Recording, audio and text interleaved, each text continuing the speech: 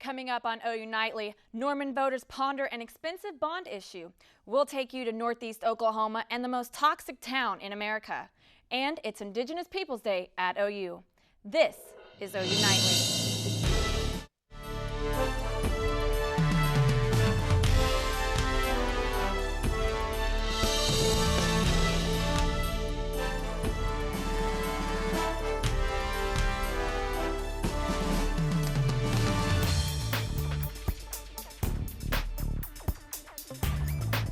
It used to be called Columbus Day at OU, but not anymore. That's right, Ashley. Last night on a unanimous vote, the Graduate Student Senate officially declared the second Monday of October Indigenous Peoples Day. The vote delighted Native Americans and others on hand and led to President Boren signing the resolution this morning. It started out as a citizens' initiative to present a package that would increase the quality of life for Norman residents. And as Who will this proposal benefit? President David Boren signed the resolution celebrating Oklahoma's Native culture.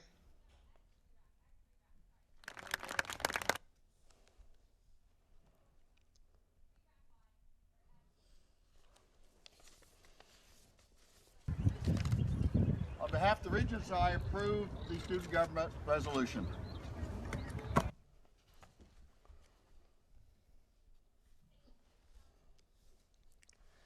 And Norman voters are going to the polls tomorrow to decide a $200 million bond issue for a number of community projects.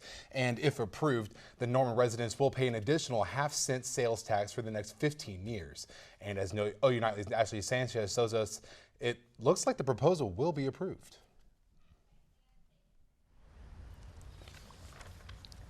It started out as a citizens' initiative to present a package that would increase the quality of life for Norman residents. Who will this proposal benefit? It is, it's really across the board. I mean, the package breaks down into two primary areas. Those that benefit everyday residents of Norman, like parks, libraries, and swimming pools, and those that help the Norman economy and business community, like athletic complexes that could host tournaments. We need to have more and better facilities to be able to compete with other communities that are able to host those. He says these tournaments bring visitors to the city. The visitors will spend money in Norman businesses and improve the city's economy. But some Norman voters aren't buying it. Really, I'm surprised that he said that, because the city has really backed off making those kinds of claims because they know they can't back them up. I mean, people have... Stephen Ellis is a Norman resident and OU professor who has studied economic development policy. He says the hope that athletic fields are going to boost the economy have little basis in fact. And the proposal is packaged in such a way that voters aren't able to distinguish the good from the bad. But by grouping them together, they've been able to get a very politically popular package because people like certain aspects of it. But in the end, the initiative has faced no organized opposition and appears to have widespread community support. So Ellis and many other residents believe that Norman Forward is likely to be approved. Ashley Sanchez, OU Nightly. And Norman Forward includes numerous projects. For a complete explanation of all the projects and their costs, you can go to normanforward.com. And it used to be called Columbus Day, but not anymore. Last night, on a unanimous vote, the Graduate Student Senate officially declared the second Monday of October Indigenous Peoples Day. The vote delighted Native Americans and others on hand and led to President Boren signing the resolution this morning. Today's not a day that we harbor those ill wills. Today's a day that we remember. But today is a day that we also prove how resilient we as Indigenous people are. This was just some of the support heard earlier today for the first annual Indigenous Peoples Day. The holiday name change, spearheaded by OU students, was supported by many OU-related groups and Indigenous people of all kinds.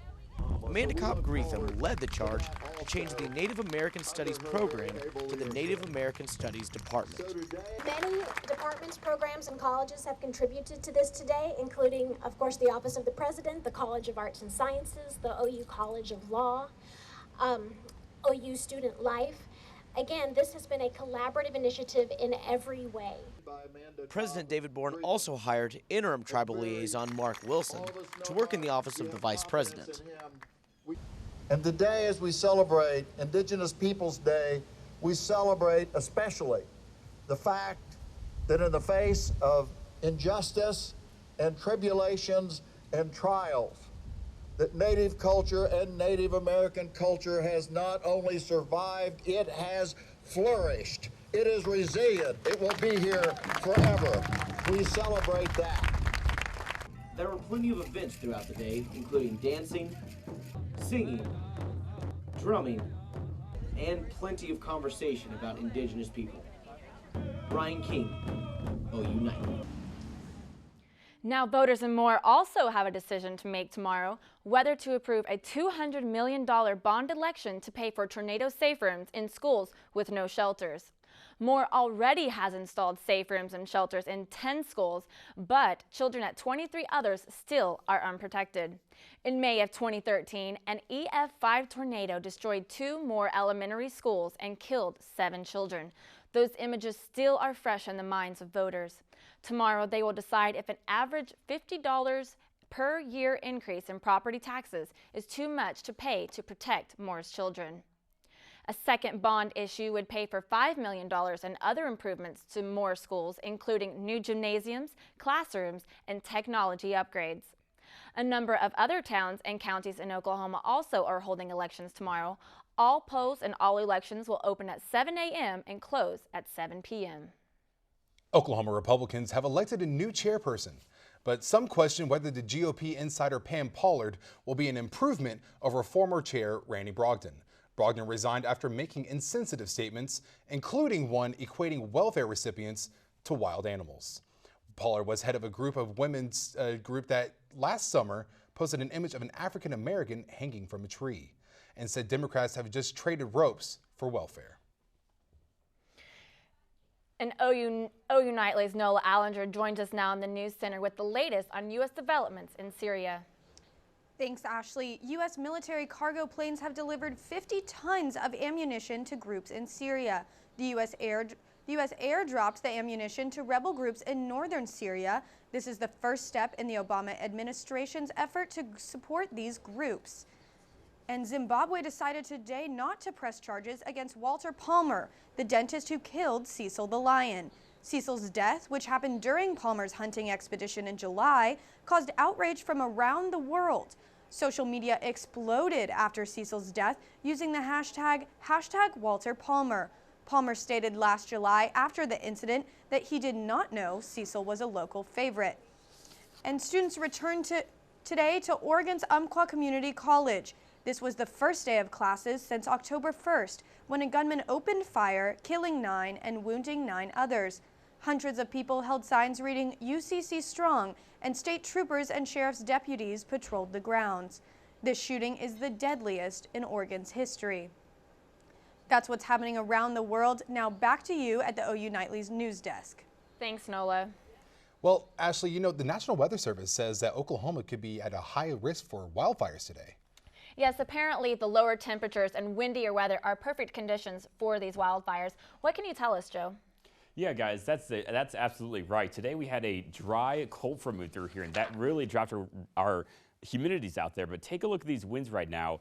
They are out of the north in the teens and 20s. We did have a wind advisory out for the western portions of Oklahoma earlier this afternoon with those winds gusting to 40 miles an hour, but that has since dropped as these wind speeds have dropped. But due to the relative humidity out there, we're looking at them in the teens. That's just how dry it is out there. So again, with the cooler conditions, the winds, and the very dry humidities, it's going to make it easy for a wildfire to start. So definitely want to be taking your precautions. We do have a red flag warning in effect right now until 7 p.m. this evening, so definitely want to avoid doing any outdoor grilling, anything that can catch fire to a grass or surface, because that can really spread very quickly as we go through the next several days. Now, as we take a look though at our headlines, we're going to see them chilly night tonight, warmth returning for the middle portion of our work week before another fall weekend is in store. We're watching another cold front approaching us. I'll have much more on that coming up in the full forecast. Thanks, Joe. And still ahead on OU Nightly, Norman could become a little greener. Plus, a toxic town in Oklahoma looks to the future.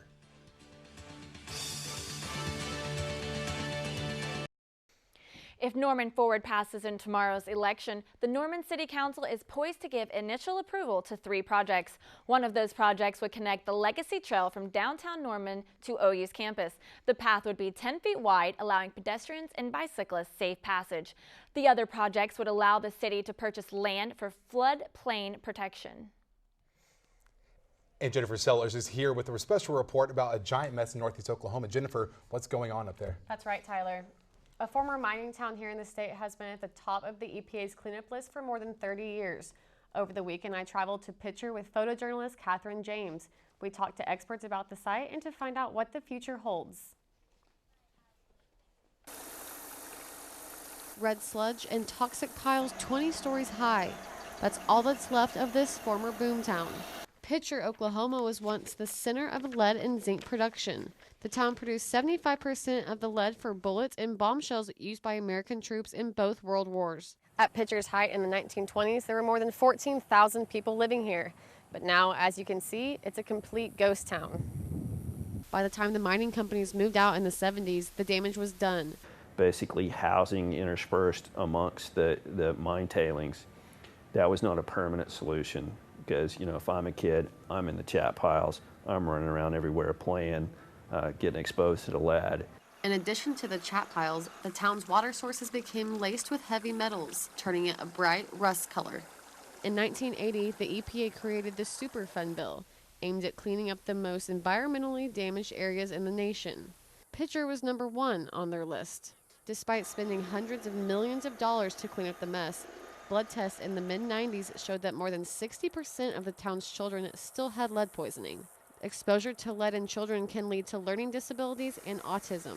This information, combined with the possibility of sinkholes and building collapses due to vast underground tunnels, the EPA decided to move people out, forcing thousands from the town they call home. Nearly all of the houses have been bought out here in Pitcher by the federal government. All that's left now of these neighborhoods is concrete slabs and pieces of broken windows. Today, with only a few people left in town, the cleanup continues. The large pieces of material are being used to make asphalt. The finer material will remain on site and covered with new, healthy soil. Heavy metals are naturally occurring. You can't really destroy them. You can only physically or chemically contain them.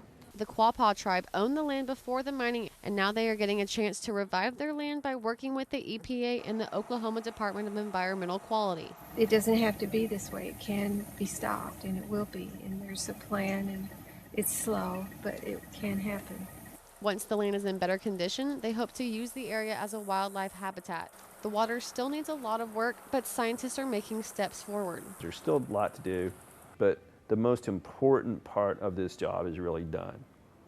And it will go on. It won't be finished until after I'm retired. Even though Pitcher is no longer livable, the town will live on as a valuable lesson on the immense effect we can have on our environment.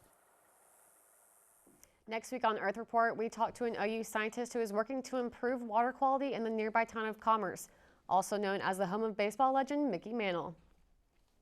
So you guys, that was a really interesting trip. I've lived in Norman my whole life, and I didn't even know that was up there. That's incredible. Thank you so much for sharing that, Jennifer. And coming up on OU Nightly, Manhattan is staying classy. And Joe Puma is here with your weather.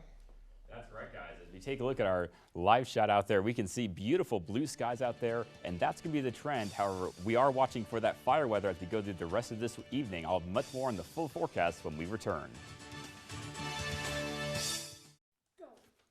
All right, well, as we take a look at our weather story, we had a cold front move through here this afternoon, and we are going to see that's going to really help coolings down here bring in that fire danger. But as we go through the day tomorrow and through the rest of the work week, we have an area of high pressure setting up, and that's really going to heat things up here. We're going to see those winds switch around to the south again for the rest of your work week, bring us back into the upper 80s. But we are watching a bigger cold front moving through here for your Friday time frame. Friday afternoon around 1:45, we see this thing is through central Oklahoma, starting to really cool things down there into the 70s. But for tonight, we're looking at temperatures in the 40s, 48 degrees in Oklahoma City, 49 in Norman, and 48 degrees right there in Lawton. But overall, looking like a nice night out there. A cool one, though, for sure. But for your highs tomorrow, again, those are going to be warm out there into the middle to upper 80s, 87 in Oklahoma City and Norman, 88 in Lawton, and 89 degrees right there in Woodward. So again, a warm day, and that's going to be the story as you go through the rest of the 7-day work week here. 87 on Wednesday, 86 for your Thursday time frame. But by Friday, we do see a cold front moving through here. That's going to drop us back into the middle 70s out there. But look at that. Beautiful weekend in store. Temperatures in the middle 70s, 74 for your Saturday, 76 on your Sunday time frame. But again, guys, it's looking really nice out there. Definitely, Joe. We're really looking forward to those cooler weather, although I'll be in Manhattan during the weekend. Oh, it's going to be a little cooler up there, you know. Yeah. Thanks, Joe. Yep. And Hunter McKee is here with a look at sports. Hunter? Thanks, Tyler. The Sooners had a disappointing weekend, and so did the Cowboys. Some bummer football coming your way next.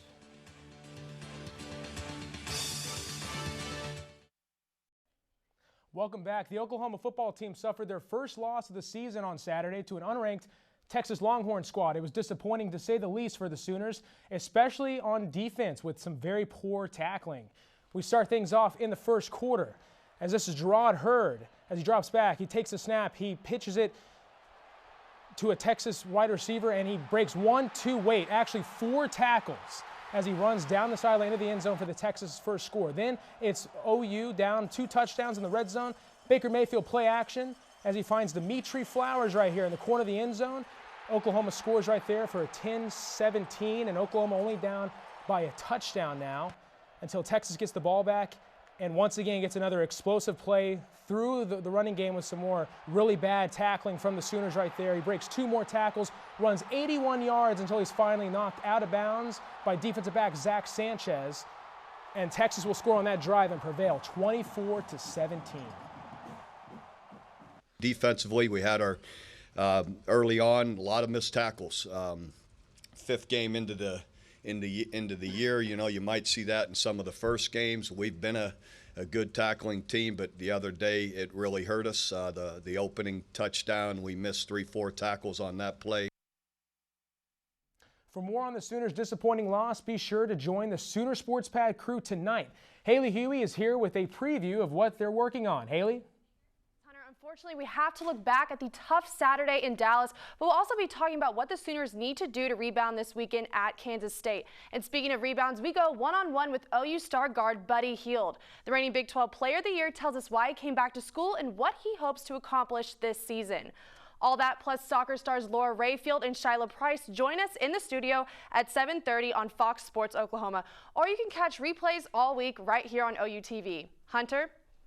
Thanks, Haley. And Steve Sarkisian is out as head coach of the USC Trojans. Athletic director Pat Hayden made the announcement just over an hour ago. This comes after Harden asked Sarkisian to take a leave of absence from the program yesterday due to reported substance abuse. Rumors are that the coach was intoxicated at one of USC's games and one of the campus events. Offensive coordinator Clay Helton will take over as the interim head coach.